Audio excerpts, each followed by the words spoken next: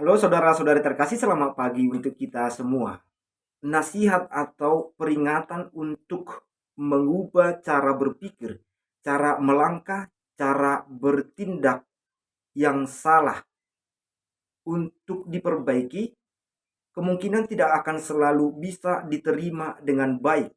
Terhadap peringatan seperti ini, kemungkinan orang akan menolak atau bahkan mungkin merasa sakit hati mendengarkan nasihat atau peringatan seperti ini. Siapa orang itu? Bisa saya, bisa saudara-saudari terkasih. Saudara-saudari terkasih, dalam bacaan hari ini kita bisa mendengarkan dan menemukan dua pribadi utusan Tuhan yang memiliki pengalaman yang hampir mirip. Yang pertama yakni Nabi Yeremia dalam bacaan pertama, dan yang kedua Yohanes Pembaptis dalam bacaan Injil. Mereka sama-sama utusan Tuhan yang diutus untuk mewartakan dan menubuatkan pertobatan. Tugas itu mereka emban dengan semangat dan kekuatan Tuhan sendiri.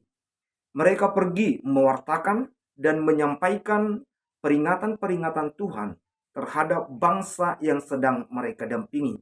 Dalam proses pewartaan itu, mereka tidak serta-merta diterima dan diikuti.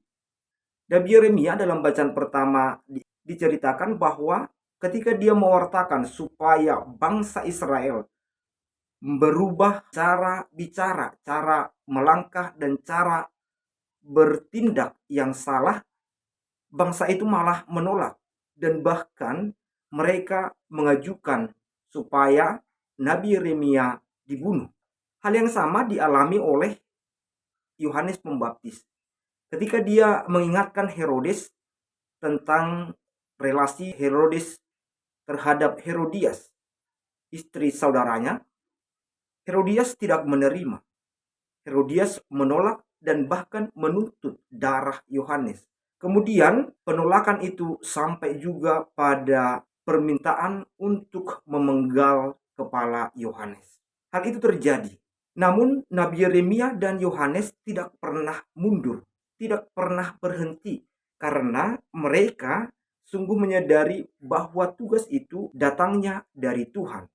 Mereka juga menyampaikan warta dan nubuat-nubuat itu, peringatan-peringatan itu atas dasar kuasa dan semangat yang mereka peroleh dari Tuhan. Mereka tidak berhenti, mereka tetap menyuarakan kebenaran, menyuarakan pertobatan. Nabi Yeremia sekalipun dituntut untuk dibunuh, dia tetap bersedia untuk mewartakan seruan Allah itu dan bersedia untuk menghadapi sikap dan penolakan bangsanya. Dia tidak takut dan gentar. Dia mengatakan, lakukanlah sesuai dengan yang kamu kehendaki. Ini adalah keteguhan hati, kesiapsediaan untuk menghadapi segala sesuatu dalam pewartaan. Yohanes Pembaptis juga siap dengan segala konsekuensi dari pewartaannya. Dan akhirnya memang melalui kisah Injil hari ini kita ketahui kepala Yohanes sendiri dipenggal. Namun dia tidak takut dengan segala sesuatu itu. Sebab Nabi Yeremia dan Yohanes sungguh yakin bahwa yang mereka perbuat adalah kebenaran dan itu sesuai dan pantas di hadapan Tuhan. Saudara-saudari terkasih, hal yang perlu dan patut kita renungkan kiranya yakni seruan pertobatan ini. Hal yang pertama yang perlu kita lakukan melalui ajakan dan seruan ini adalah bahwa mari melihat diri kita. Mari mau untuk mengintrospeksi diri kita.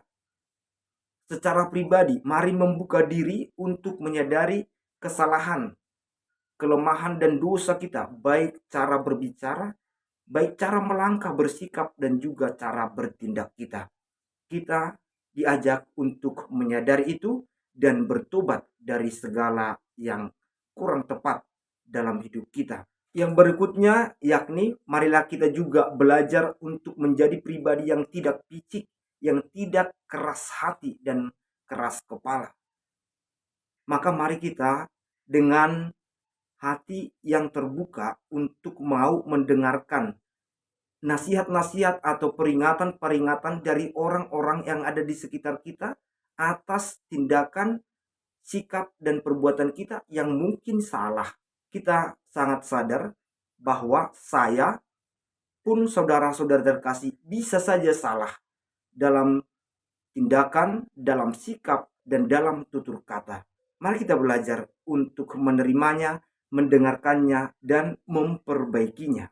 Yang terakhir adalah seperti Nabi Yeremia dan Yohanes Pembaptis, kita juga dipanggil untuk mau dan berani tanpa takut menyuarakan pertobatan, mengungkapkan nasihat-nasihat supaya saudara-saudari kita yang mungkin saja melakukan kesalahan, ketidakbaikan, untuk bertobat dan memperbaiki sikap, cara bicara, dan cara bertindak mereka. Namun perlu kita ingat, supaya dalam melakukan tugas ini, mari kita tidak berjalan sendiri, melakukannya dengan pikiran, dengan kekuatan, dengan obsesi-obsesi kita pribadi. Sebab jika demikian, kita akan mentok, kita akan kesusahan, dan mungkin kita akan berhenti. Karena bisa saja ajakan kita itu tidak akan didengar atau mungkin akan ditolak.